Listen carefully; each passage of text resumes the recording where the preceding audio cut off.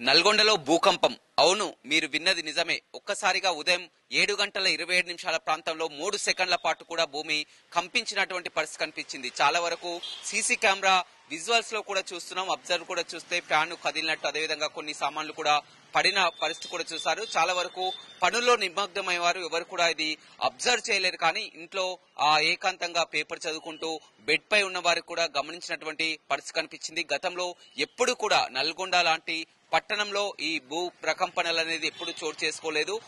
ఎక్కువగా హుజూర్ నగర్, మేల చెరువు ఆ ప్రాంతాల్లో గతంలో భూ ప్రకంపనలు మనం చూడడం జరిగింది. కానీ మొట్టమొదటిసారిగా నల్గొండ పట్టణంలో భూ ప్రకంపనలు కూడా చోటు చేసుకున్నటువంటి పరిస్థితి కనిపిస్తుంది. ఏదేమైనప్పటికీ కూడా ఉదయం ఒక్కసారిగా ఆ కలవరపాటు కూడా గురి చేస్తుంది. తెలంగాణ వ్యాప్తంగా కూడా చాలా చోట్ల అన్ని జిల్లాల్లో కూడా ఇదే విధమైనటువంటి ఆ పరిస్థితి కూడా ఎదురైందని చెప్పవచ్చు. భూకంపంగా గుర్తించడం జరిగింది. రిక్టార్ స్కేల్ పై 5.3 ఆ తీవ్రతగా కూడా గుర్తించడం జరిగింది. మొదటిసారిగా నల్గొండ పట్టణంలో కూడా ఈ విధంగా భూకంపం అనేది అలజడి కలిగించిందని చెప్పవచ్చు. బెడ్ల పెట్టుకొని స్టేటస్ పెడుతున్నా, మొత్తం బెడ్లన్నీ అటు తిరుగుతున్నాయి. మా పాప బయట కూర్చుంది, సోఫాలు మొత్తం కదులుతున్నాయి అంటే సామాన్లు. ఎంతసేపు అవుతాను మీకు ఇట్లా కదలబట్టి? 5 నిమిషాల కిందనే బెడ్ కింది పోదాం అనుకున్నదట, అదే సోఫా కింది పోదాం అనుకున్నదట చిట్టి.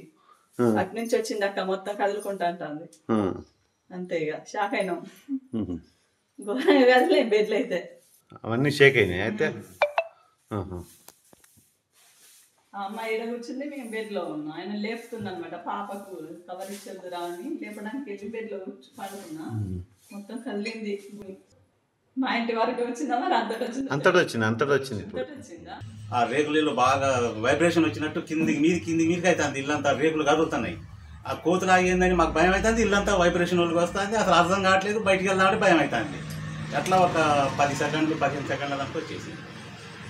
వచ్చినాక అసలు హాస్పిటల్ ఉండే వరకునే ఆ చర్చి సార్ ఫోన్ చేసి మా ఇల్లంతా కదిలింది, మీ ఇల్లు కదిలిందా అని చర్చి సార్ అన్నారు. నాగేంద్ర పాల్ గారు అనే వరకు సరే మా ఇల్లు కూడా మాకు భయం అయింది సార్, మేము ఇంట్లో నుంచి బయటకు వెళ్ళాలంటే భయం అవుతుంది, ఏందో ఇల్లు ఎందుకు కదిలిందా అని మాకు భయం అయింది సార్. అంటే భూకంపం వచ్చింది, హైదరాబాద్లో కూడా వచ్చిందట, అది ఇది అని సార్ చెప్పారు. అప్పుడు భూకంపం అని మాకు ఆ భయంతో ఇట్లనే ఉన్నాం మేము. కింద పడ్డా సామాన్లు ఏం పడలేదని బాగా ఊగినాయి, సామాన్లు ఊగినాయి, రేకులు ఊగినాయి. రేకుల సపోర్ట్ బాగా వచ్చింది. ఇది మన ఒక ఏదో రాళ్ళు పడ్డట్టు వచ్చేసింది సౌండ్. రాళ్ళు పడ్డట్టు వచ్చేది. ఇదేంటి భయం? అసలు ఆ భూకంపం అనేది మాకు అర్థం కాలేదు. సార్ చెప్పే వరకు భూకంపం అనే వరకు అప్పుడు మేము అర్థం చేసుకున్నాం భూకంపం అని. ఇల్లంతా ఊగే వరకు భయపడ్డాం బాగా. నా పేరు గణేష్, మాది నగరేకర్. నేను ఇంట్లో కూర్చొని చదువుకునేటప్పుడు భూమి కదిలింది, భయపడి బయటకు వచ్చింది. అది జయగ్రామం అండి. రేకుల సౌండ్ రావడంతో ఒకటేసారి ఉచ్చిపడ్డాం. అది భూకంపం లెక్క అనిపించింది. ఒక 15-16 సెకండ్ల దాకా వచ్చేసింది.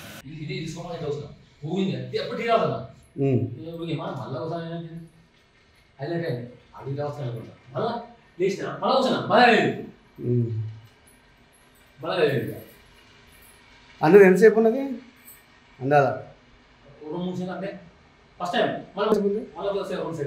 Second sir